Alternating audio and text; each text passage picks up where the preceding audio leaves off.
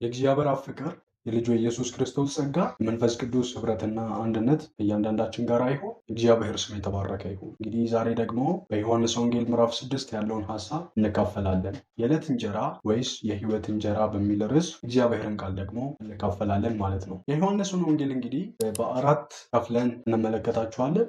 የዮሐንስ ወንጌል ምዕራፍ 6ን ከቁጥር 1 እስከ 15 ያለውን ሐሳብ፣ ከዛ በኋላ ደግሞ ከቁጥር 15 እስከ 41 ያለውን ሐሳብ፣ ከቁጥር 41 ደግሞ እስከ 60 ያለውን ሐሳብ እና ከ60 ደግሞ እስከ ሰባዎቹ መጨረሻ ያለውን በአራት ከፍለን መመልከት እንችላለን ማለት ነው። የእግዚአብሔር ስም ይባረክ። እንግዲህ ዮሐንስ ወንጌል ከሶስቱ ሲኖፕቲክ ጎስፕል ከሚባሉት ከማቴዎስ፣ ሉቃስ እና ከማርቆስ ወንጌል በይዘቱ ለየት ያለ እንደሆነ እንመለከታለን። እንግዲህ የዮሐንስ ወንጌል ደግሞ የሚያተኩረው የኢየሱስ ክርስቶስ መለኮትነት ላይ እንደሆነ ንጽጽራዊ ትምህርት እንደሆነ መመልከት እንችላለን። ኢየሱስ ክርስቶስ ያደረገውን ሳይሆን በድርጊቱ የተገኘው ውጤት ላይ የሚያተኩር መጽሐፍ እንደሆነ መመልከት እንችላለን። ከሌሎቹ በተለየ ደግሞ የኢየሱስ ክርስቶስን መለኮትነት አልቆና አብልጦ የሚያሳየን መጽሐፍ ነው ማለት ነው። እንግዲህ በምዕራፍ 6 ስንመለከት እንደዚህ ይላል። ከዚህም በኋላ ኢየሱስ ጥብራዴዎስ ወደሚባለው ወደ ገሊላ ባህር ማዶ ተሻገረ።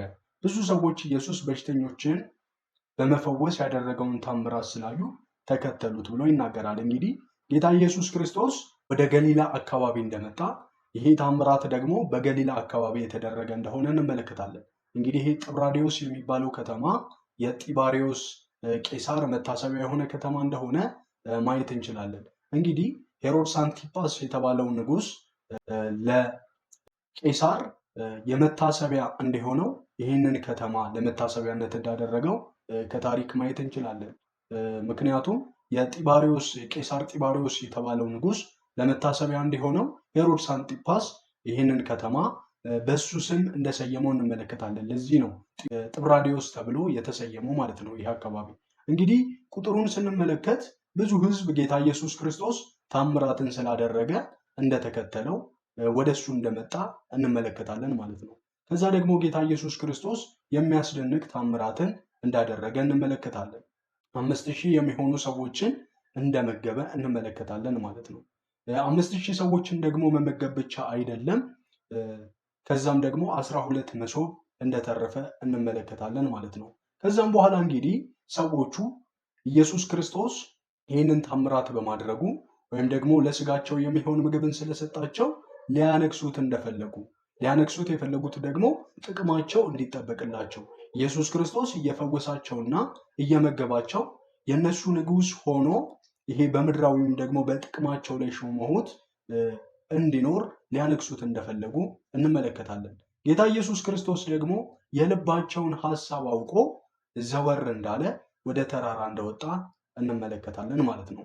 እንግዲህ ከላይ ስንመለከት ጌታ ኢየሱስ ክርስቶስ ታምራት ያደረገበት ትልቁ ምክንያት ሰዎች ይህንን ታምራት አይተው ኢየሱስ ክርስቶስ እሱ በሁሉ ነገር ላይ ስልጣን ያለው ኃይል ያለው እንደሆነ እንዲያዩና በውጤቱ ደግሞ ጌታ ኢየሱስ ክርስቶስን እንዲያውቁት፣ ጌታ ኢየሱስ ክርስቶስ እሱ አምላክ እንደሆነ እንዲያውቁት ነበር ይሄ ታምራት የተደረገው።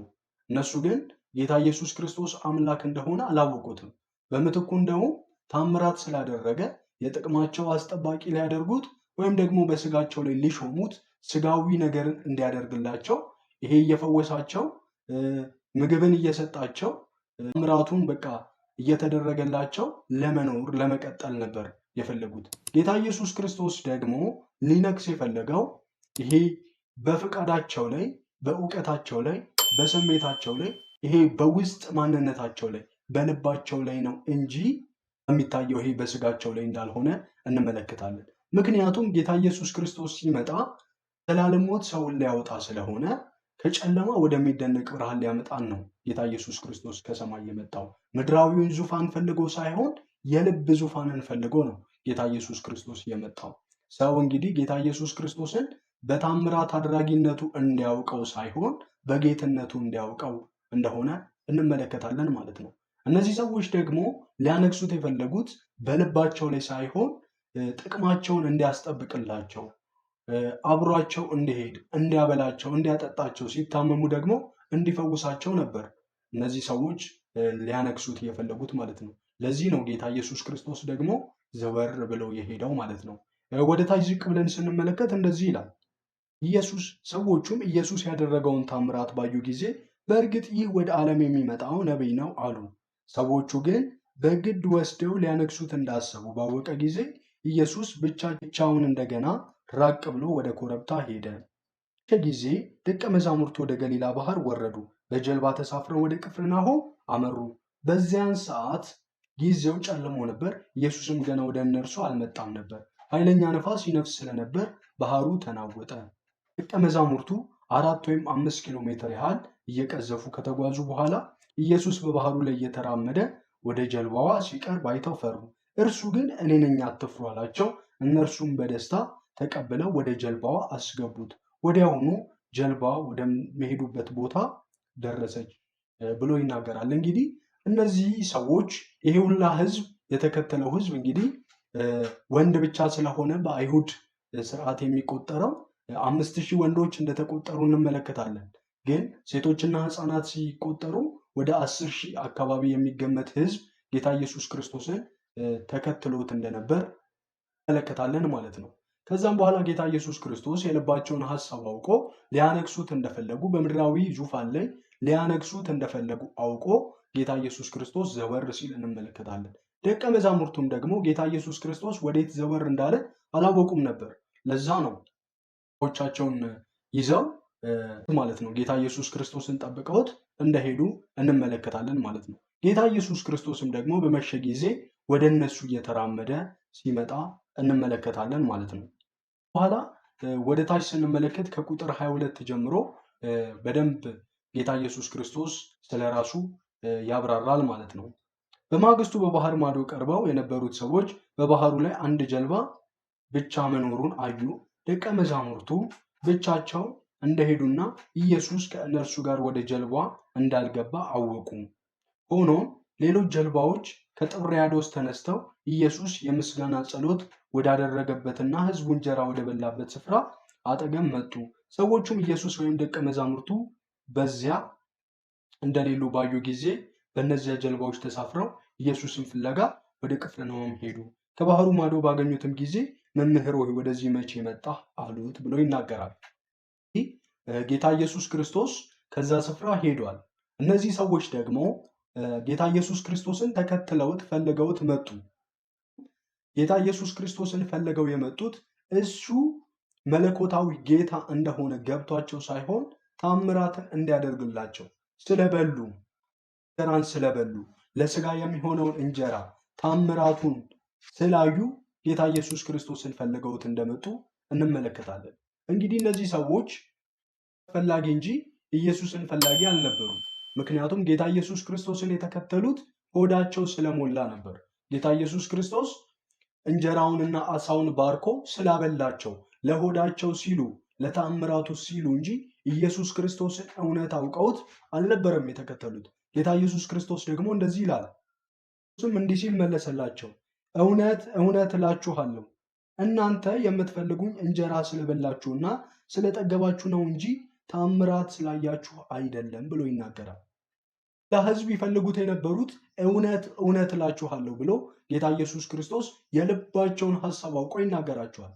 እነዚህ ሰዎች ይፈልጉት የነበረው እንጀራ ስለበሉ፣ ምድራዊውን እንጀራ ስለበሉ፣ ሆዳቸው ስለሞላ፣ ስጋዊው ነገር ስለተደላደለላቸው፣ ይሄ ቁስ የሆነው ነገር ወደ እነሱ ስለመጣ ነው እንጂ በታምራቱ ምክንያት ኢየሱስን አውቀውት አልነበረም።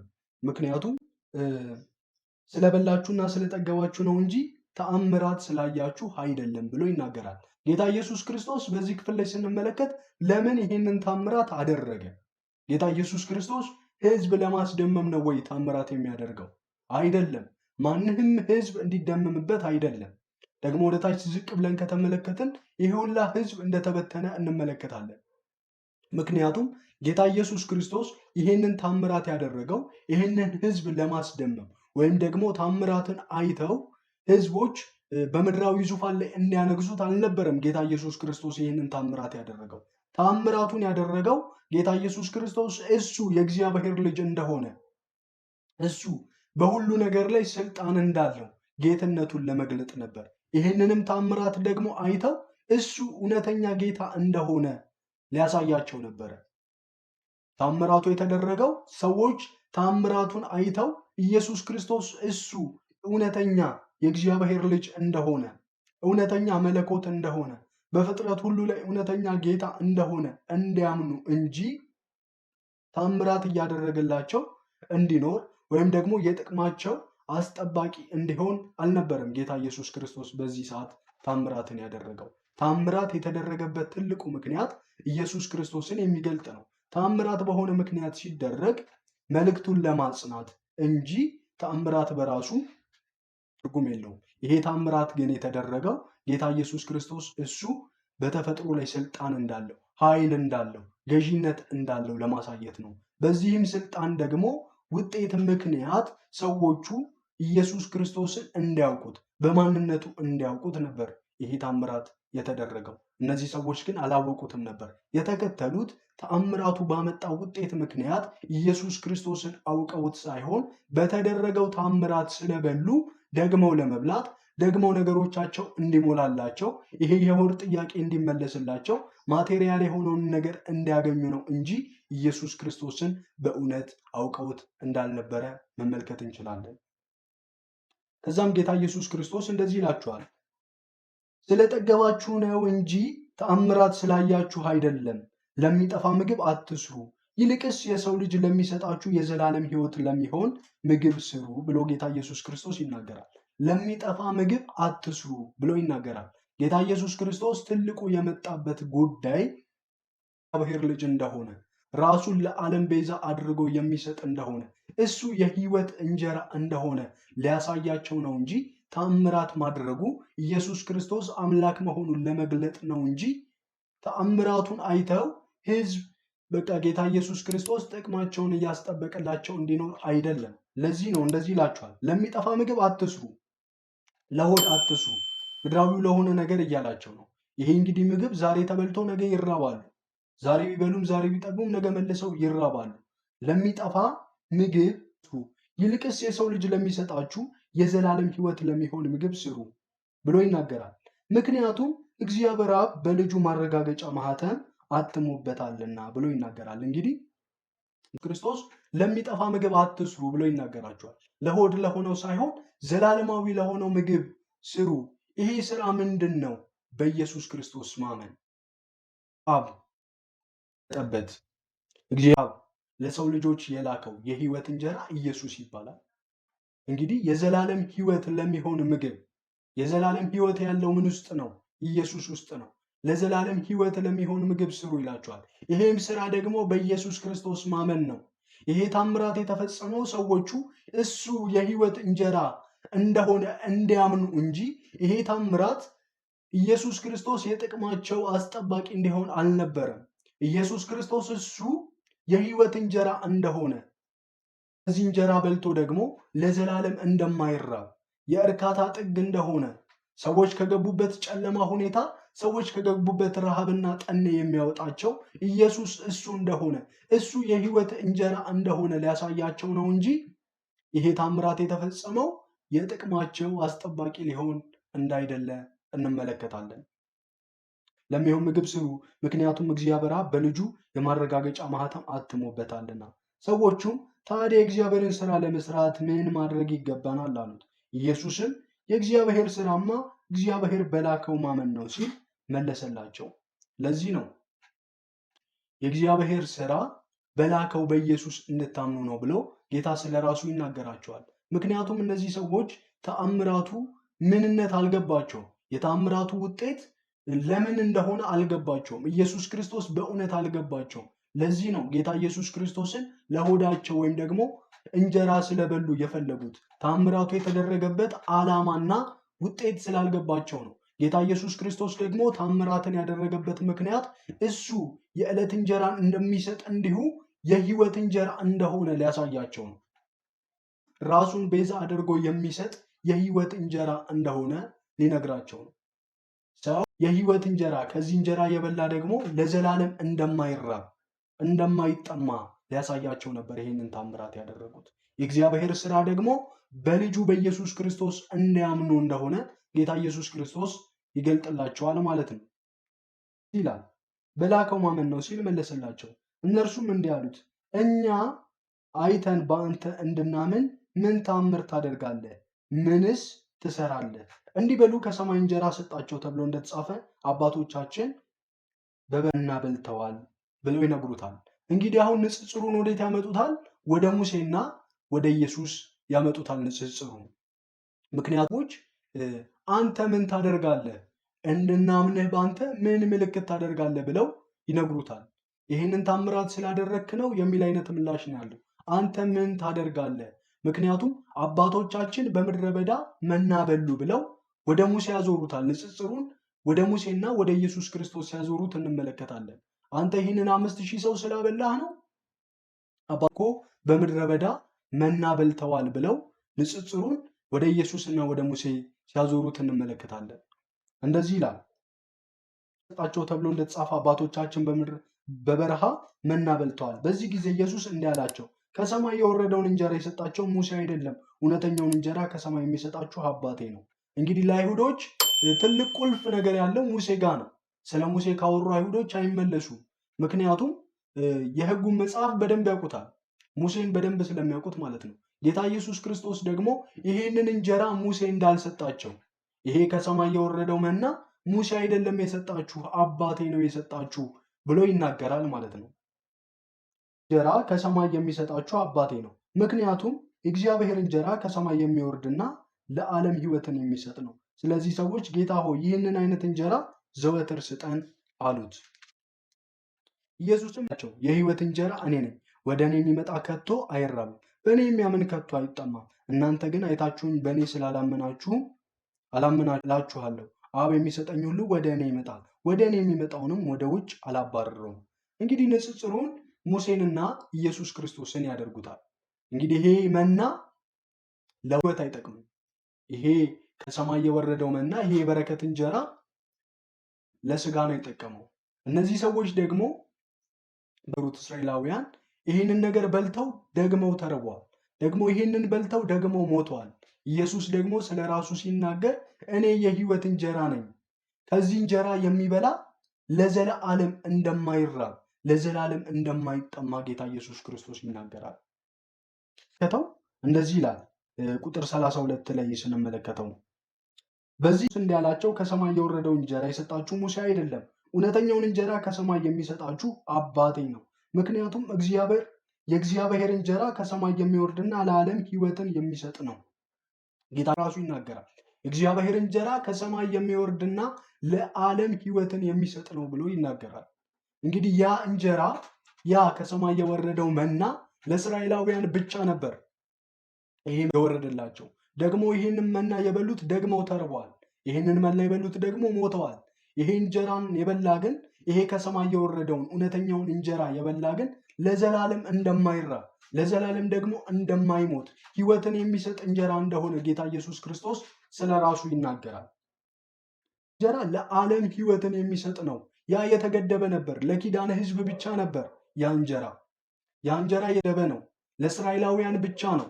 ከግብፅ ምድር ለወጣው ሕዝብ ብቻ ነው ያ መና የወረደው።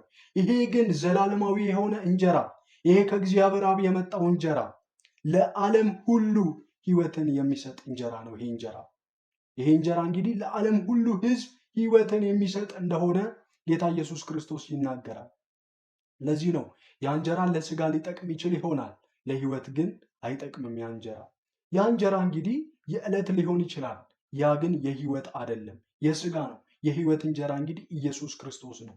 ሰው ኢየሱስ ክርስቶስን የሕይወቱ አዳኝና ቤዛ አድርጎ ሲቀበል ይህንን የሕይወት እንጀራ በእምነት በልቷል ማለት ነው። ይህም የሕይወት እንጀራ ደግሞ ለዘላለም ሕይወትን የሚሰጥ ከዚህ የሕይወት እንጀራ የበላ ለዘላለም እንደማይራብ መጽሐፍ ቅዱሳችን ይነግር። የእግዚአብሔር ስም የተባረከ ይሁን እና ለዓለም ሕይወትን የሚሰጥ ነው። ስለዚህ ሰዎች ጌታ ሆይ ይህንን አይነት እንጀራ ዘወትር ስጠን አሉት። ይላቸው የሕይወት እንጀራ እኔ ነኝ፣ ወደ እኔ የሚመጣ ከቶ አይራብም። ጌታ ኢየሱስ ክርስቶስ እንግዲህ በእርግጠኛነት እኔ ነኝ ብሎ የሚናገር ቢኖር አምላክ ብቻ ነው። ተፈጥሮ ወይም ደግሞ ፍጡር እኔ ነኝ ብሎ ሊናገር አይችልም። በዘጸአት መጽሐፍ ላይ እንደተገለጸው ያህዌ ሙሴን እንዳለው እኔ ነኝ ብሎ እንደተናገረ ማለት የሚችለው አምላክ ብቻ ነው። እኔ ያለና የሚኖር ብሎ ያ በዘጸአት መጽሐፍ ላይ ያህዌ ራሱን እንደገለጠው ያ በዘጸአት መጽሐፍ ላይ የተገለጠው ያህዌ ስጋን ለብሶ እንደመጣ እኔ የህይወት እንጀራ ነኝ ብሎ ሲናገራቸው እንመለከታለን። እኔ የህይወት እንጀራ ነኝ ብሎ ጌታ ኢየሱስ ክርስቶስ በራሱን ከተናገረባቸው መልእክቶች መካከል ይህ የመጀመሪያው እኔነት ነው። እኔ የህይወት እንጀራ ነኝ ብሎ ይናገራቸዋል። እነዚህ ለስጋዊ እንጀራ ተከትለውታል፣ ግን እሱ የህይወት እንጀራ እንደሆነ ስጋውን ለዓለም ራሱን በቀራንዮ መስቀል ላይ በማኖር ሰው ከጨለማ የሚያመልጥበት፣ ከሞት የሚድንበት፣ ከባርነት ወደ ነፃነት የሚመጣበት ኢየሱስ እንደሆነ ይነግራቸዋል። ኢየሱስ ክርስቶስ እኔ የህይወት እንጀራ ነኝ ብሎ ይናገራል። ሰው ከዚህ እንጀራ በልቶ ሊራብ አይችልም። ያ እንጀራ ያመና በልተውት ድጋሜ ተርበዋል፣ ደግሞ በልተውት ሞተዋል። ከዚህ እንጀራ የበላ ግን አይሞትም። ከዚህ እንጀራ ደግሞ የበላ ለዘላለም አይራብም። ያቺ ሴት ተመልሼ እንዳልመጣ ይህንን የህይወት ውሃ ስጠኝ አለችው። ጌታ ኢየሱስ ክርስቶስ ደግሞ ይህንን የህይወት ውሃ ሲሰጣት እንመለከታለን። ሰው ከዛ ከሰማይ ከወረደው መና ቢበላ ይሞታል። ያ የዕለት እንጀራ ስለሆነ የዕለት እንጀራ ህይወትን ሊሰጥ አይችልም። ኢየሱስ ክርስቶስ ግን እሱ የህይወት እንጀራ ነው። ሰዎች የሚያመልጡበት፣ ከጨለማ የሚያመልጡበት፣ ከባርነት የሚያመልጡበት፣ ከዲያብሎስ አሰራር የሚያመልጡበት የህይወት እንጀራ ኢየሱስ ነው። ይህንን የህይወት እንጀራ ደግሞ በእምነት የበላ ኢየሱስ ክርስቶስን በእምነት እሱን የህይወት እንጀራ አድርጎ የተቀበለ ለዘላለም እንደማይሞት ለዘላለም እንደማይራብ ያሳየናል። የእግዚአብሔር ስም የተባረከ ይሁን። እኔ ነኝ፣ ወደ እኔ የሚመጣ ከቶ አይራብም፣ በእኔ የሚያምን ከቶ አይጠማም። አይታችሁኝ በእኔ አላመናችሁም አልኋችሁ። አብ የሚሰጠኝ ሁሉ ወደ እኔ ይመጣል፣ ወደ እኔ የሚመጣውም ወደ ውጭ አላባርረውም። ምክንያቱም እኔ ከሰማይ የወረድኩት የላከኝን ፈቃድ ለማድረግ ነው እንጂ የራሴን ፈቃድ ለማድረግ አይደለም። የላከኝን ፈቃድ ከሰጠኝ ሁሉ አንድስ እንኳን ሳላጠፋ በመጨረሻው ቀን እንዳስነሳ ነው። አዎ የአባቴ ፈቃድ ወልድን የሚያይና በእርሱ የሚያምን ሁሉ የዘላለምን ሕይወት እኔም በመጨረሻው ቀን አስነሳዋለሁ ብሎ ጌታ ኢየሱስ ክርስቶስ ይናገራል።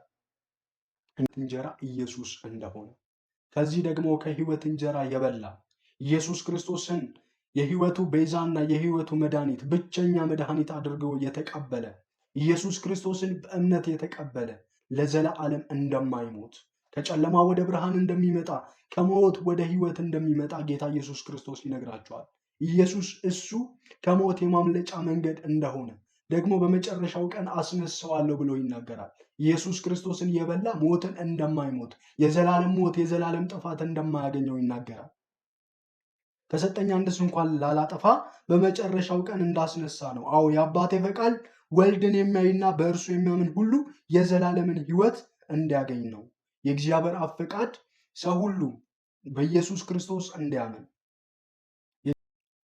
በእርሱ የሚያምን ሁሉ የዘላለምን ሕይወት እንዲያገኝ ነው። የእግዚአብሔር ፈቃድ ምንድን ነው? ሰዎች ሁሉ ወልድን እንዲያዩ በኢየሱስ ክርስቶስ አምነው የዘላለምን ሕይወት እንዲያገኙ ከእግዚአብሔር አብ ጋር እንዲታረቁ ከእግዚአብሔር አብ ጋር ደግሞ የመታረቂያው ብቸኛ መንገድ ኢየሱስ እንደሆነ ኢየሱስ ክርስቶስ እሱ በአብና በሰው መካከል ያለ መካከለኛ እንደሆነ የሚያገናኘው ድልድይ ኢየሱስ ክርስቶስ ብቻ እንደሆነ ይነግራቸዋል። ሰው በሌላ በየትኛውም መንገድ ወደ እግዚአብሔር አብ ሊደርስ እንደማይችል የሕይወት እንጀራ እሱ ኢየሱስ ብቻ እንደሆነ ሰው በዚህ መንገድ ካልሆነ በየትኛውም መንገድ የዘላለምን ሕይወት ሊያገኝ አይችልም። በየትኛውም አይነት መንገድ በቅዱሳት በየትኛውም አይነት መንገድ ሰው ከኢየሱስ ክርስቶስ ውጪ የዘላለምን ሕይወት ሊያገኝ አይችልም። የዘላለም ሕይወት ማግኛው ብቸኛ መንገድ ኢየሱስ ይባላል። የእግዚአብሔር ስም የተባረከ ይሁን። የሚያይና በእርሱ የሚያምን ሁሉ የዘላለምን ሕይወት እንዳያገኝ ነው። እኔም በመጨረሻው ቀን አስነሳዋለሁ። በኢየሱስ ክርስቶስ ያመነ ሞት አያገኘውም፣ የዘላለም ጥፋት አያገኘውም። ከሞት የማምለጫ መንገድ ኢየሱስ ይባላል። አስነሳዋለሁ። ስለዚህ ኢየሱስ ከሰማይ የወረደው እንጀራ እኔ ነኝ በማለቱ አይሁዳውያን በእርሱ ላይ አጉረመረሙ። ምክንያቱም ጌታ ኢየሱስ ክርስቶስ ከላይ ከሰማይ የወረደው ሰዎችን ከጨለማ አገዛዝ ባርነት ለማውጣት ነው እንጂ ሰዎችን በታምራት ለማስደመም አይደለም። እንግዲህ ሰው የኢየሱስ ተከታይ ሳይሆን የታምራት ተከታይ ሆኗል። ታምራት መልእክቱ መልእክቱ ብቻ ሳይሆን ደግሞ ውጤቱ ኢየሱስ ክርስቶስ ካልሆነ ይሄ ታምራት ምንም ጥቅም የለውም። ታምራት ውጤቱ ኢየሱስ ክርስቶስ እሱ ጌታ እንደሆነ የሚገልጥ ነው።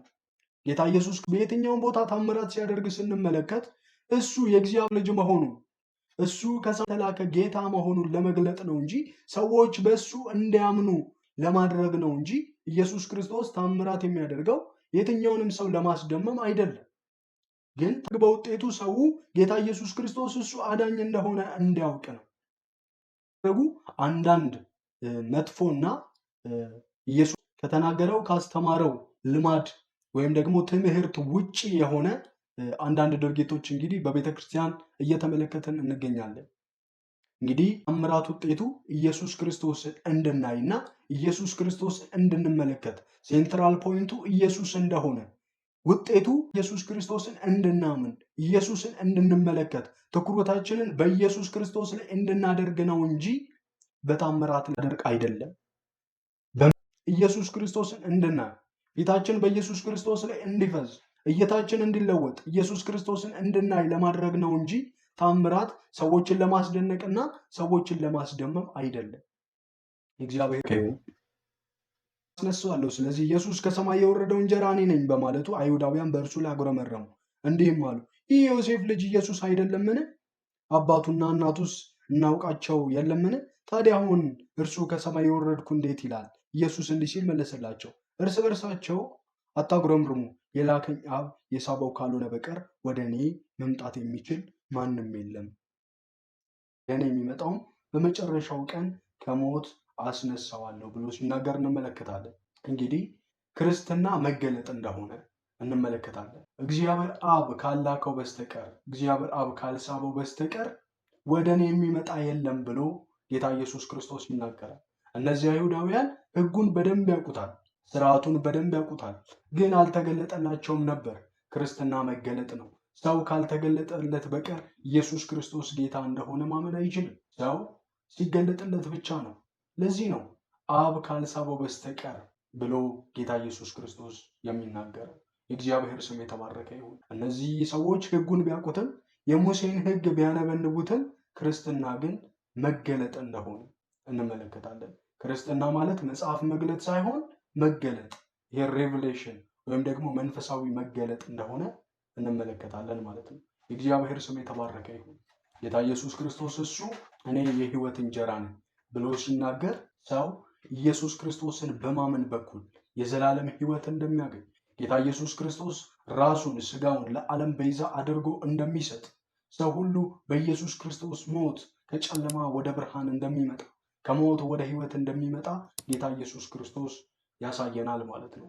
ሰው በኢየሱስ ብቻ እንደሆነ እግዚአብሔር መንግስት ላይ የሚችለው ሰው በኢየሱስ ብቻ እንደሆነ እግዚአብሔር ጋር ሊደርስ የሚችለው እንመለከታለን። እንግዲህ ጌታ ኢየሱስ ክርስቶስ እኔ የሕይወት እንጀራ ነኝ ካለ ሰው በቃኝ ማለት የማያውቅ ፍጥረት ነው። ግን ኢየሱስ ክርስቶስ እሱ የበቃኝ ሕይወት መሰረት እንደሆነ ይናገራል። ሰው ኢየሱስ ክርስቶስን ካገኘ በኋላ የነፍስ እርካታ ስላለው፣ የሕይወት እርካታ ስላለው፣ የዘላለምን ሕይወት ስለተቀበለ ደግሞ ቢሞላ ቢጎድል ይሄ ኳሊቲ የሆነ ሕይወት ስለሆነ የማይቀንስ የማይጨምር ሕይወት ስለሆነ የተቀበለው ሕይወት ሰው የበቃኝ ሕይወትን ወይም ደግሞ ነገሮችን በቃኝ ማለት የሚጀምረው ኢየሱስ ክርስቶስን ሲያገኝ ነው። ይህንን የሕይወት ውሃ ይህንን የሕይወት እንጀራ ሲበላ እምነት በኩል የእግዚአብሔር ስም የተባረከ ይሁን። የሰው ፍላጎት እንግዲህ አያልቅ። የሰው ልጅ ፍላጎት ብዙ ነው። ምኞት ብዙ ነው። የሰው ልጅ ማለቂያ የለውም ፍላጎቱ። መኪና ሲያገኝ ቤት ይላል። ቤት ሲያገኝ ደግሞ አውሮፕላን ይላል። ከዛም እያለ ምድር ላይ መኖር ሲያስጠላው ማርስ ይላል። የሰው ልጅ ምኞቱ ገደብ የለውም። ሰው ግን ኢየሱስ ክርስቶስን ካገኘ ኢየሱስ ክርስቶስን የሕይወቱ ቤዛና አዳኝ አድርጎ ከተቀበለ የሕይወት የበቃኝ መሰረት ነው። ምክንያቱም ሕይወቱ ስለሞላ፣ ይሄ ሙላት ደግሞ የማይጎድል ሙላት ነው። ይህንን የበላ ኢየሱስ ክርስቶስን እሱን በእምነት የበላ ለዘላለም ከቶ አይራብም። የጥጋብ መሰረቱ ኢየሱስ ነው። የእርካታ ጥጉ ኢየሱስ ነው። የእግዚአብሔር ስም የተባረከ ይሁን። ይሄ የሙሴ እንጀራ የዕለት እንጀራ ነው። ይሄ የሙሴ ከሰማይ የወረደው መና የሰውን ስጋ ሊያጠግብ ይችላል። የሰውን ስጋ ሊያጠግብ ይችላል። ሕይወትን ግን ሊያጠግብ አይችልም። የሰውን ስጋ ሊያረካ ይችላል። ነፍስን ግን ሊያረካ አይችልም። ስጋዊ ጥያቄን ሊመልስ ይችላል። የነፍስ ጥያቄን ግን ሊመልስ አይችልም። የነፍስ ጥያቄን የሚመልስ የነፍስን የሚያረካ ነፍስን የሚያጠገብ ከላይ ከሰማይ የወረደው እንጀራ ኢየሱስ ይባላል። የእግዚአብሔር ስም የተባረከ ይሁን። እንግዲህ ሰው በኢየሱስ ክርስቶስ በኩል ብቻ እንደሆነ ሕይወት ሊያገኝ የሚችለው የዘላለም ሕይወት ደግሞ እኔ አስነሳዋለሁ ብሎ ጌታ ኢየሱስ ክርስቶስ ይናገራል። በመጨረሻው ቀን አስነሳዋለሁ ብሎ ይናገራል። ይሄንን የሕይወት እንጀራ የሆነውን ኢየሱስን በእምነት በኩል የበላ ሞትን እንደማያይ ከዘላለም ሞት እንደሚያመልጥ ከሞት ወደ ሕይወት እንደሚመጣ ለዘላለም ሕያው እንደሚሆን ይናገራል። የእግዚአብሔር ስም የተባረከ ይሁን። የሙሴ እንጀራ ለዕለት ይጠቅማል። የሙሴ እንጀራ ለሥጋ ይጠቅማል። ኢየሱስ ክርስቶስ ደግሞ ለሕይወት ይጠቅማል። ኢየሱስ ክርስቶስ ደግሞ እሱ ተራ እንጀራ ሳይሆን ለሥጋ የሚሆን እንጀራ ሳይሆን ለነፍስ የሚሆን እንጀራ የእርካታ ጥግ የጥጋብ ልኩ ኢየሱስ እንደሆነ እንመለከታለን። ሰው ይህንን እንጀራ ከበላ በየትኛውም አይነት ነገር በየትኛውም ሙላት በየትኛውም ጉድለት ይህንን እንጀራ ከበላ ሊራብ አይችልም። ኢየሱስ የጥጋብ ልክ እሱ ስለሆነ ማለት ነው። የእግዚአብሔር ስም የተባረከ ይሁን። ክብር ለእግዚአብሔር ይሁን። እንግዲህ የዕለት እንጀራ ወይስ የሕይወት እንጀራ በሚል ርዕስ ስንመለከት ኢየሱስ እሱ የሕይወት እንጀራ እንደሆነ ይህ የሕይወት እንጀራ ደግሞ ሕይወትን የሚሰጥ እንደሆነ የዘላለምን ሕይወት የሚሰጥ እንደሆነ የነፍስ እርካታ ይህ እንጀራ እንደሆነ እንመለከታለን። ያ ከሰማይ የወረደው መና ግን ለእስራኤል ብቻ እንደሆነ የተገደበ እንደሆነ ተመልክተናል። እንግዲህ አሕዛብ ወደ ኢየሩሳሌም ብሄድ የጥል ግድግዳ የሚባል ነገር አለ። ከግንቡ ማለፍ አይችልም። ምክንያቱም ይሄ የጥል ግድግዳ ስላለ ለአይሁዶች ብቻ ነው ይሄ ቤተ መቅደስ የሚሆነው። ይሄ ሰለሞን ቤተ መቅደስ ለአይሁዶች ብቻ ነው ክፍት፣ ለአሕዛብ ክፍት አልነበረም። ለአይሁዶች ብቻ ነው ጉዳዩ፣ ለአሕዛብ ጉዳይ አልነበረው። ኢየሱስ ክርስቶስ ግን እኔ ለዓለም ሁሉ ብሎ ጌታ ኢየሱስ ይናገራል። የዓለም ሁሉ መድኃኒት የሆነ የዓለም ሁሉ መዳኛ የሆነ ዓለም ሁሉ ደግሞ ከዚህ እንጀራ ቢበላ ለዘላለም የማይራብበት ለዘላለም የማይጠማበት ከሞት ከጨለማ የሚያመልጥበት እንጀራ ኢየሱስ ይባላል። እግዚአብሔር ስም የተባረከ ይሁን። እንግዲህ ሰው ሊያመልጥ የሚችለው በዚህ ብቻ ነው፣ አንድ መካከለኛ በሆነው በኢየሱስ ክርስቶስ ብቻ። ደግሞ ከሞት ወደ ሕይወት መሻገር ስለሆነልን ከጨለማ ወደ ብርሃን መምጣት ስለሆነልን የእግዚአብሔር ስም የተባረከ ይሁን። ይህን እውነት የገለጠልን እግዚአብሔር ስሙ ለዘለዓለም ይባረክ። እንግዲህ ጸጋ ይብዛላችሁ። ተባረኩ።